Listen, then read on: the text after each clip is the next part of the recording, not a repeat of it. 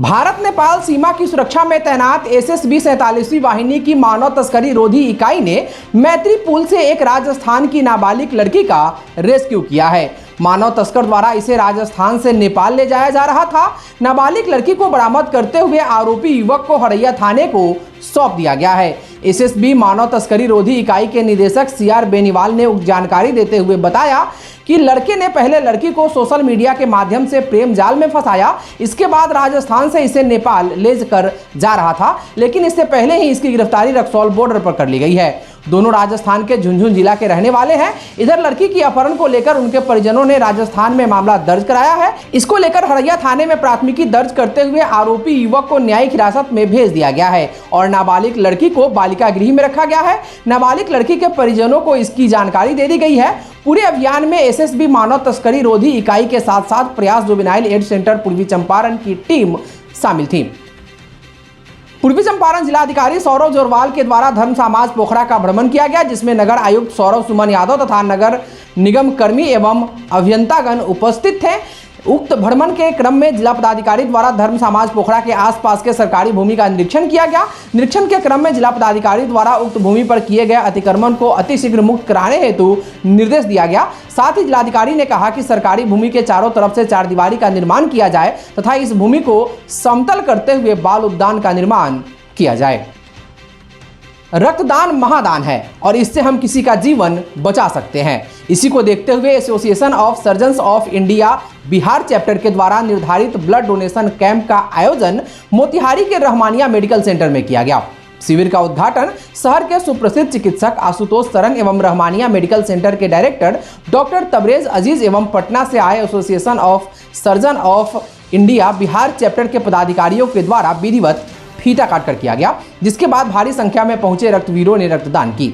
Rahmania medical centre के director doctor Umar Tabrez और Rahmania institute of paramedical and medical sciences के institute head doctor Rehan Ashraf ने पहले स्वयं रक्तदान कर इसकी शुरुआत की। इस अवसर पर मोतिहारी के वैसे युवा जो सालों भर रक्तदान कर जरूरतमंद मानवता की सेवा करते हैं, उनके द्वारा पुष्पगुच्छ और प्रतीक चिन्ह देकर सभी अतिथियों का स्वागत किया गया। साथ ही सभी रक्तवीरों को भी मोमेंटो देकर मानव हित में किए जा रहे इस कार्य के लिए आभार प्रकट किया गया। इस अवसर पर मीडिया से बातचीत करते हुए डॉक्टर आशुतोष सरन, डॉक्टर तबरेज अजीज और पटना से पहुंचे एएसआई से जुड़े चिकित्सकों ने क्या कुछ कहा, सुनिए।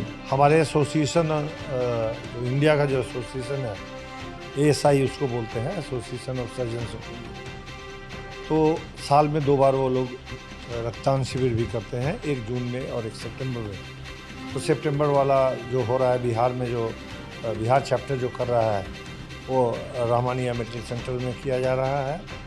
और ये एक बहुत अच्छी सोच है कि केवल हम रक्तदान नहीं करते हैं, हम लोगों को ये संदेश पहुंचाते हैं कि रक्तदान करने में कोई हानि नहीं है, रक्त किसी का भी जीवन बचा सकता है और किसी का रक्त से भी कंपोनेंट्स निकलते हैं और हर कंपोनेंट जो है वो मनुष्य के जीवन के लिए ज़रूरी है।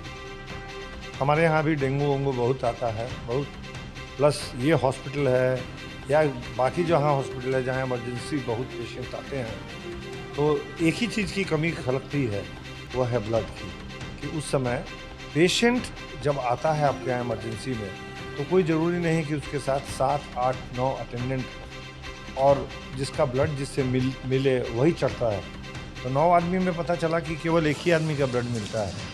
तो ये बहुत ज़रूरी है कि आपके पास जो ब्लड है वो सब ग्रुप का होना चाहिए, positive, negative, A B O सब होना चाहिए, तभी काम चल सकता है।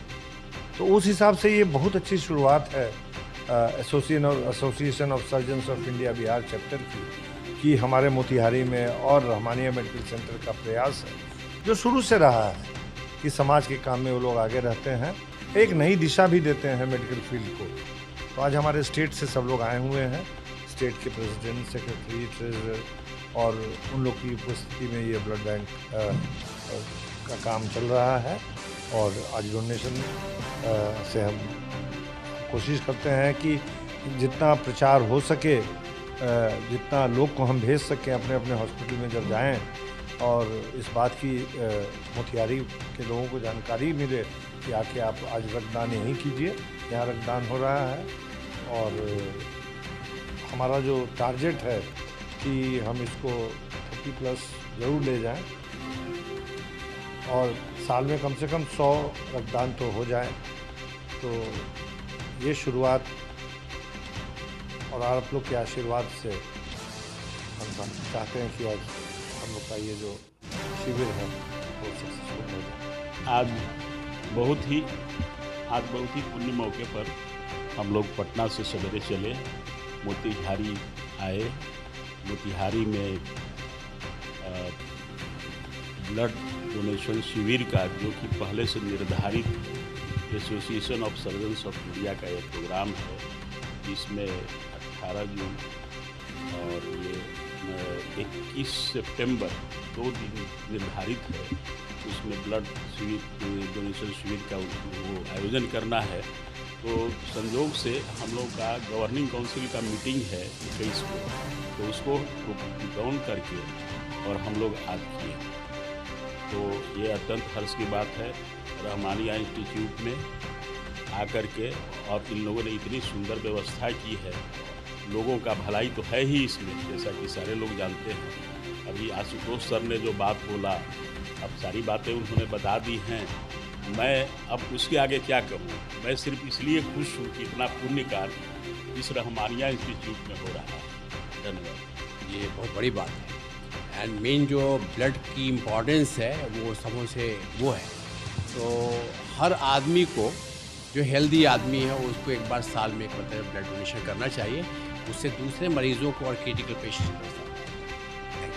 हाल ही में संपन्न हुई पूर्वी चंपारण जिला खेल प्रतियोगिता 2024-25 में आर्य विद्यापीठ ने अपने शानदार प्रदर्शन से सभी को प्रभावित किया है। विद्यालय ने कई खेलों में न केवल भाग लिया बल्कि उत्कृष्ट प्रदर्शन करते हुए कई पुरस्कार भी अपने नाम किए, जिससे यह साबित हुआ कि मोतिहारी के अरेराज रोड में बालगंगा स्थित आर्य विद्यापीठ प्रतिभा और दृढ़ संकल्प का गढ़ है। इस विजय यात्रा की शुरुआत विद्यालय के बच्चियों की खो-खो टीम से हुई, जिसने आर्य विद्यापीठ की असाधारण सफलता की नींव रखी। टीम ने बेहतर कौशल और टीम वर्क का प्रदर्शन करते हुए स्वर्ण पदक जीता और ट्रॉफी पर कब्जा जमाया। उनकी यह जीत मेहनत और समर्पण का प्रमाण है, जिससे पूरे विद्यालय को गर्व महसूस हुआ और आगामी प्रतियोगिताओं के लिए एक ऊंचा मापदंड स्थापित किया। इसके अगले ही दिन आर्य विद्यापीठ की नवगठित कबड्डी टीम ने भी अपनी छाप छोड़ी। 100 से अधिक टीमों के बीच प्रतिस्पर्धा करते हुए कबड्डी योद्धाओं ने अद्वितीय सहनशीलता और प्रतिभा का प्रदर्शन किया और कांस्य पदक जीतते हुए तीसरा स्थान हासिल किया। यह उपलब्धि विशेष रूप से महत्वपूर्ण है क्योंकि यह टीम केवल 6 महीने पहले ही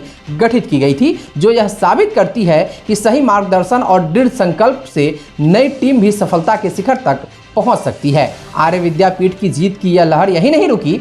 उसी दिन कक्षा 12वीं के छात्र ऋत्विक राज श्रीवास्तव ने अंडर 17 की शतरंज प्रतियोगिता में अपनी बौद्धिक क्षमता का शानदार प्रदर्शन किया। ऋत्विक ने प्रतियोगिता में उत्कृष्ट प्रदर्शन करते हुए स्वर्ण पदक जीता और विद्यालय की उपलब्धियों में एक और स्वर्णिम अध्याय जोड़ दिया।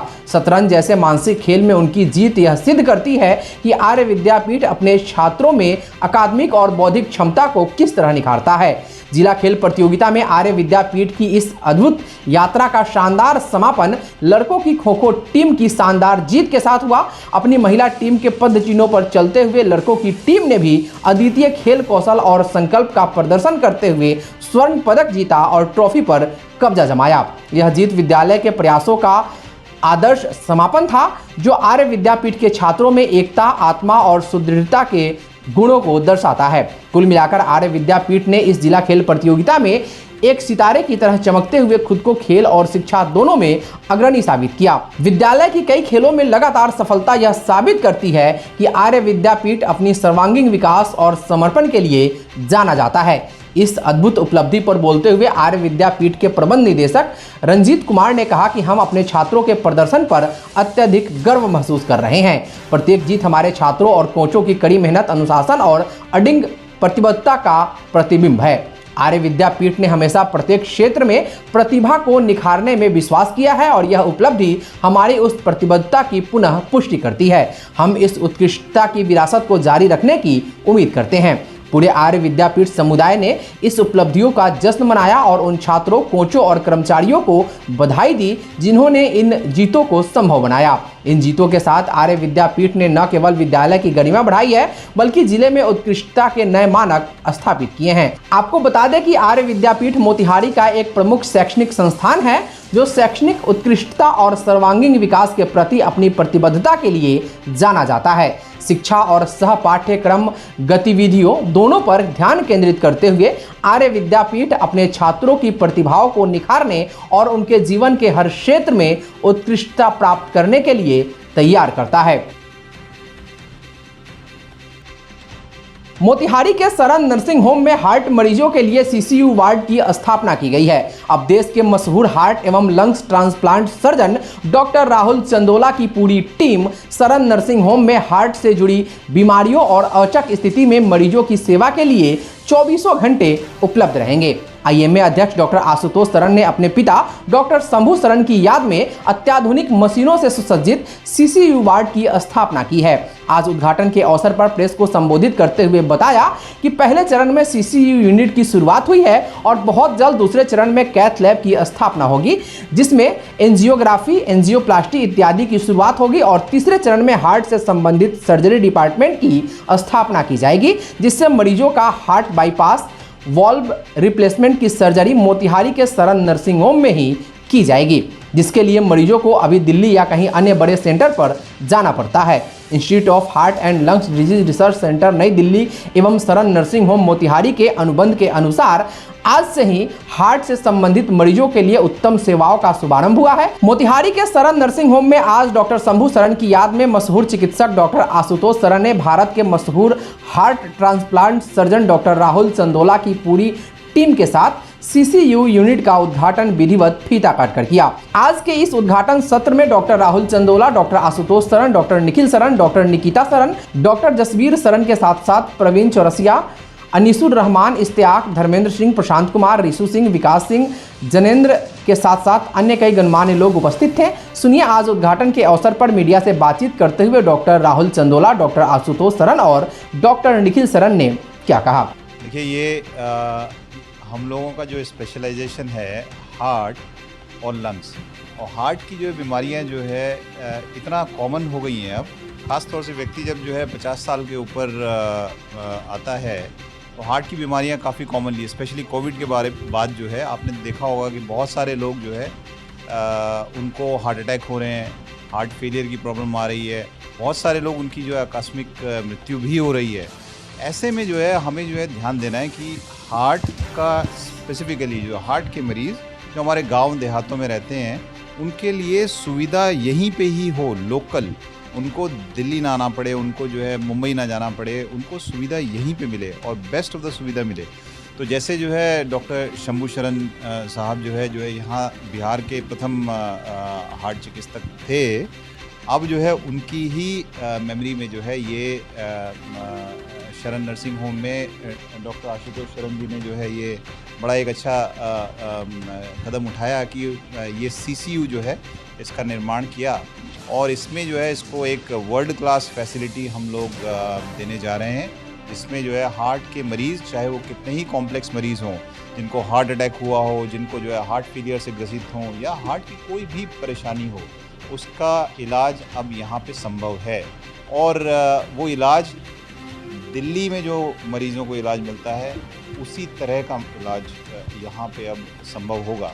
तो हमारी यही पहल है कि ये एक ऑपरेशन का हम नेक्स्ट फेज़ में स्टार्ट करेंगे।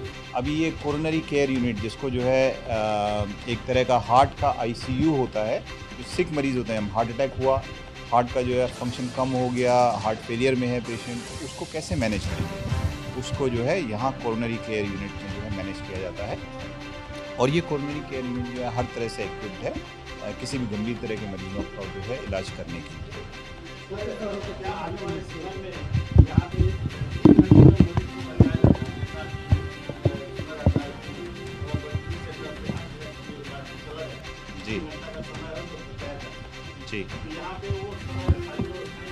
जी बिल्कुल बचाया जा सकता है और उसी के लिए ये पहल किया गया है कि ये कोरोनरी केयर यूनिट अत्याधुनिक सेवाओं से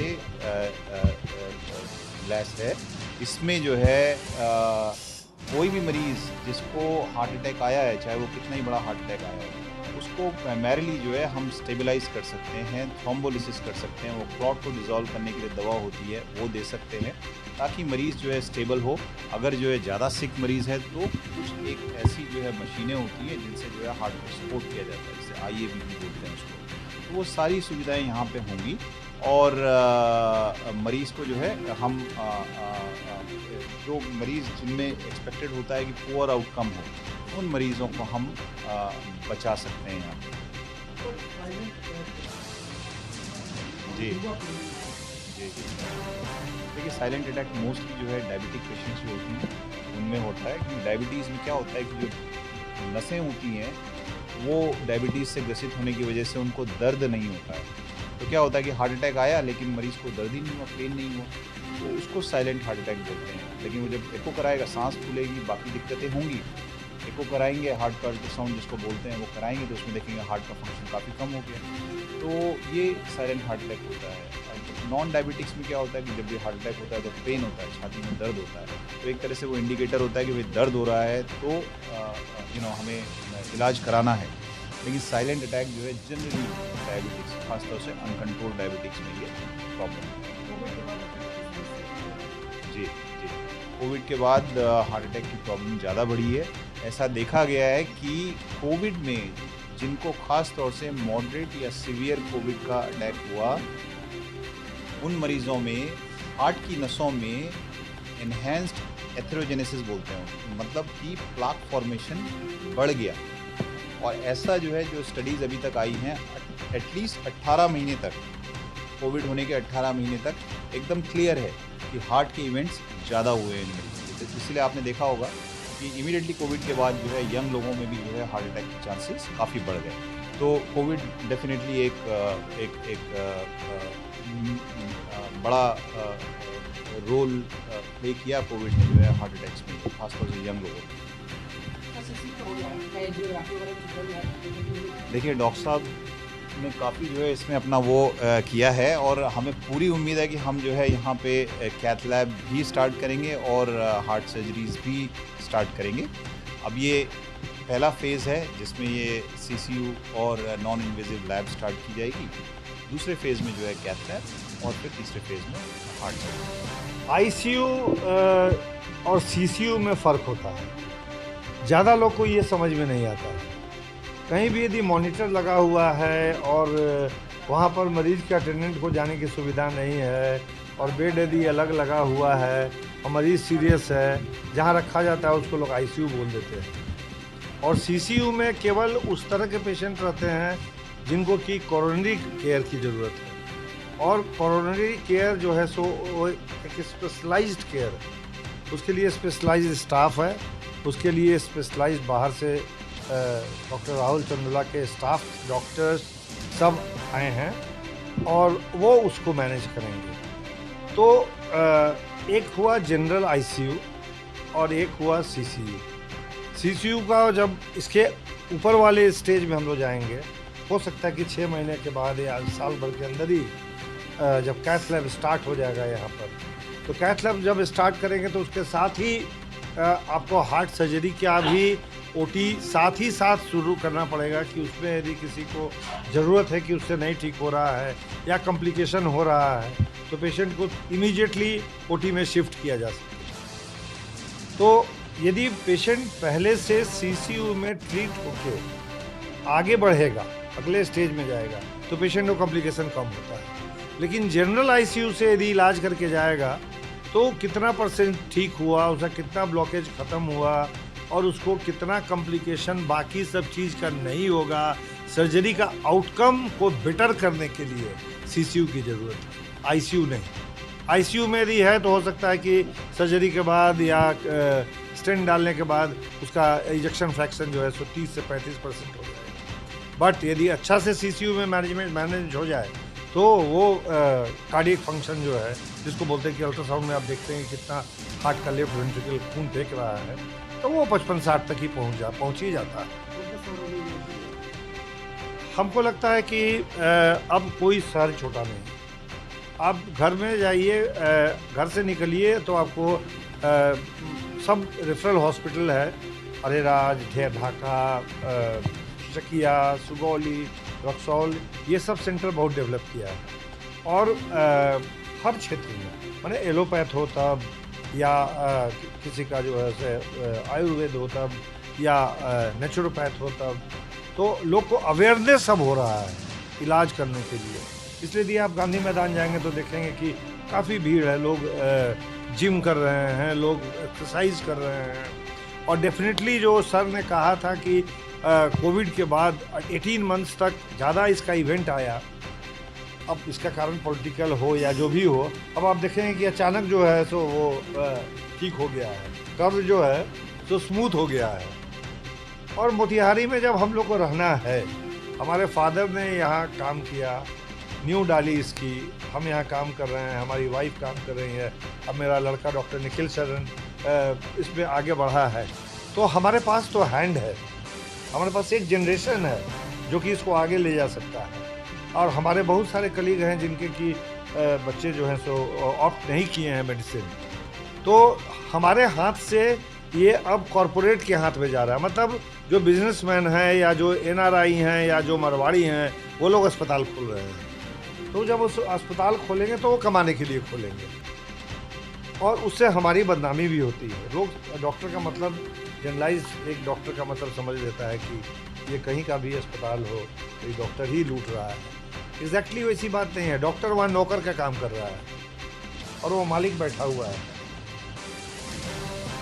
तो ये हम नहीं चाहते हैं कि मोतिहारी में कम से कम, जहाँ हमारा आगे हम बढ़े हैं, जहाँ हम पढ़े हैं लिखे हैं, हमारा परिवार जहाँ अब रह गया, तो वहाँ ये हम नहीं चाहते कि वो हो। ये हम लोग प्रयास कर रहे हैं कि जो भी क्रिटिकल केयर नाम से, यानी कि जो भी इमरजेंसी सर्विसेज हों, स्पेशली हार्ट से रिलेटेड, ये पेरिफेरी में होने के कारण काफ़ी मरीजों को असुविधा होती है। और टाइम बहुत इम्पॉर्टेंट चीज़ होता है। समय की किल्लत के कारण जो है मरीज़ सही समय पर ट्रीटमेंट नहीं पाने के कारण बहुत जल्दी अपना जो है जीवन गंवा सकता है, चाहे वो यंग मरीज ही क्यों नहीं हो।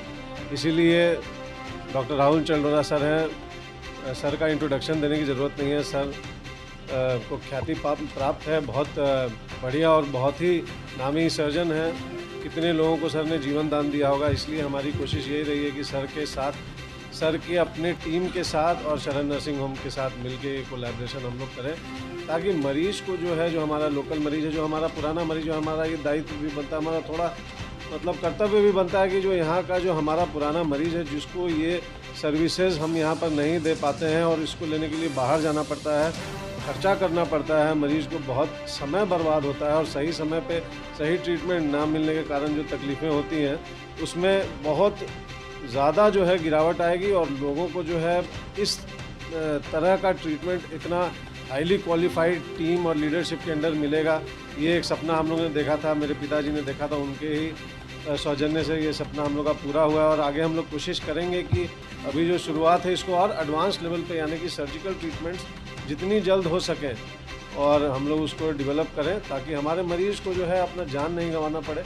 और जो भी कॉम्प्लेक्स प्रोसीजर्स हैं जो करवाने के लिए मजबूरी में पेरिफेरी से मरीज़ को सेंटर की तरफ भागना पड़ता है, उसको वो तकलीफ़ ना झेलनी पड़े और हम यहाँ पे ही उसका निवारण कर पाएँ अच्छे कॉस्ट में, जो हम लोग का हमेशा एक टारगेट रहता है, और ईमानदारी से इलाज हो पाए, बस यही प्रयास है। बाकी धन्यवाद आप सभी लोगों का। मोतिहारी के छतौनी बाईपास स्थित नीतिराज मोटर्स में टाटा कर्व की लॉन्चिंग समाज एवं कल्याण मंत्री मदन सहनी और निदेशक डॉक्टर बसंत सिंह ने संयुक्त रूप से किया। लॉन्चिंग के दौरान विभिन्न ग्राहकों द्वारा 10 वाहनों की बुकिंग की गई। सेल्स जीएम अंजनी कुमार व सर्विस जीएम प्रवीण कुमार ने उपस्थित लोगों को इस गाड़ी की विशेषताओं के बारे में बताते हुए कहा कि टाटा कर्व भारत की पहली कूपे निर्माण डिजाइन पर बनाई गई एसयूवी है, जो काफ़ी आकर्षक व प्रीमियम है। यह पेट्रोल, डीजल व इलेक्ट्रिक वर्जन में उपलब्ध है। इस मौके पर विभिन्न बैंक व फाइनेंस कंपनी के प्रतिनिधियों के साथ साथ सेल्स मैनेजर अमर कुमार सिंह, अतुल रंजन, ललन कुमार, चंदन दुबे, वीरेंद्र कुमार, गौरव कुमार, कृष्णा मिश्रा, सर्वेश राज सहित सभी कर्मी उपस्थित थे। आज कर्व बड़ी कम रेंज से शुरू हुई है। टाटा ने एक नई गाड़ी लॉन्च की है जो लगभग 10 लाख से शुरू होकर 15-16 लाख तक की है, और काफ़ी सारे इसमें इतने फीचर्स हैं। जो कि पहले की गाड़ियों में इससे कम हुआ करते। अब नए टेक्नोलॉजी के साथ टाटा ने इस गाड़ी को लॉन्च किया है कम दामों के साथ। लगभग 10 लाख से शुरू होकर 15-16 लाख तक की है गाड़ी जी। 5 सीटर है, 6 एयर बैग है, बहुत अच्छे कंपनी के आपको स्पीकर सब लगे हैं, सेफ्टी फीचर्स काफ़ी अच्छे हैं इसके।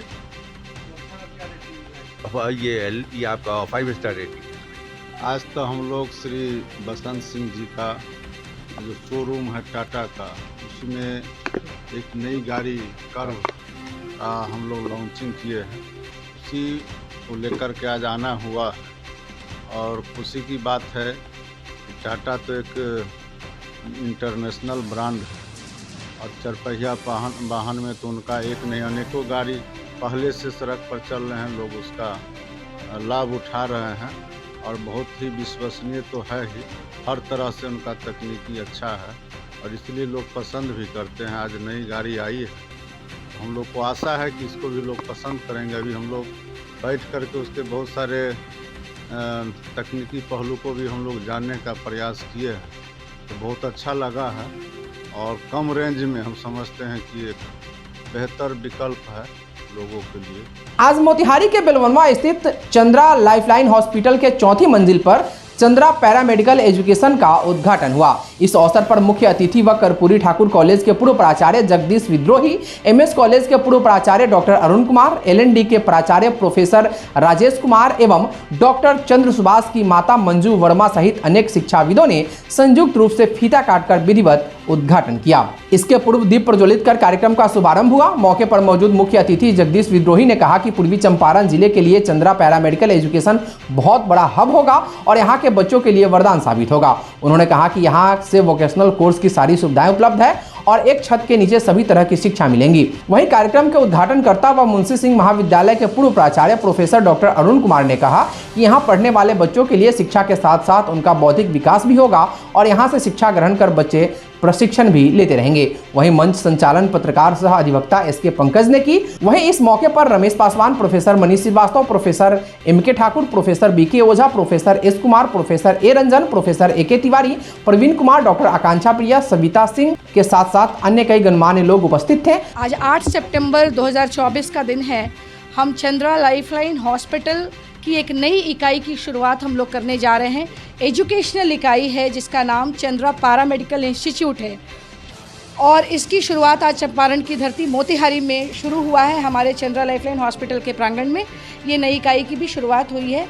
इसमें बस यही है कि जो भी पैरामेडिकल कोर्सेज होते हैं, नर्सिंग कोर्सेज होते हैं, एएनएम, जीएनएम, ये क्या कहते हैं, B pharma, D pharma, lab technician, बहुत सारे कोर्सेज हैं, मतलब अनगिनत कोर्सेज हैं जिसके लिए शुरुआत में ही बच्चों को बाहर का रुख अपनाना पड़ता था, बाहर जाना पड़ता था। ऐसे में हम लोगों को एक भाव आया कि क्यों ना इसकी शुरुआत, चूँकि हम खुद भी मेडिकल फैकल्टी से हैं, हम खुद भी डॉक्टर्स हैं, तो एक छोटी सी गिलहरी प्रयास हम लोगों ने किया है। मोतिहारी की धरती पर एक शुरुआत करने का प्रयास हम लोगों ने किया है और उसी का शुभारंभ आज हम लोग कर रहे हैं। यहाँ पर हर तरह के कोर्सेज होंगे, बज़ाब्ते उसका प्रॉपर क्लासरूम चलेगा। यहाँ पर जो भी बच्चे एएनएम की डिग्री लेना चाहते हैं, जीएनएम कोर्सेज करना चाहते हैं, बी फार्मा करना चाहते हैं, फार्मा के लाइन में बहुत अपॉर्चुनिटीज़ है और नर्सिंग स्टाफ जो है प्रॉपर ट्रेंड स्टाफ्स नहीं मिलते हैं। मैक्सिमम हॉस्पिटल्स में ट्रेंड स्टाफ की कमी हो जाती है। ऐसे में हम लोग उनको एजुकेशन भी प्रोवाइड करेंगे, उनको ट्रेनिंग भी प्रोवाइड करेंगे। तो इस तरह का भाव लेकर हम लोग यहाँ पर आए हैं और वही शुरुआत हम लोग चंद्रा पैरामेडिकल इंस्टीट्यूट के नाम से हम लोगों ने आज शुरू किया है और उसी का विधिवत उद्घाटन हम लोगों ने आज यहाँ पर कराया है। बस इसी संदर्भ में हम यहाँ पर जुड़े हैं और आप सभी मीडिया बंधु से भी मेरा आग्रह है कि आप लोग इस शुरुआत को एक गति प्रदान करें। मीडिया के माध्यम से बच्चों तक, सुदूर गांव के बच्चों तक बातें जानी चाहिए, गार्जियंस तक जानी चाहिए, ताकि बहुत ही कम खर्च में जिन कोर्सेज़ के लिए काफ़ी खर्च करना पड़ता था और एडिशनल खर्च बाहर के एकोमोडेशन में भी लगता था, बाहर रहने में लगता था, गार्जियन पर एक्स्ट्रा अनड्यू प्रेशर हुआ करता था कि बच्चों को इतना पैसा भेजना है, वैसे में कम से कम मोतिहारी और आसपास के गांव के लोगों को वो खर्च उन लोगों के सर पर नहीं आएगा और बहुत ही कम खर्च में बच्चे, क्योंकि यहाँ के कोर्सेज़ का जो चार्जेस भी है अन्य सभी जगहों से काफ़ी कम है।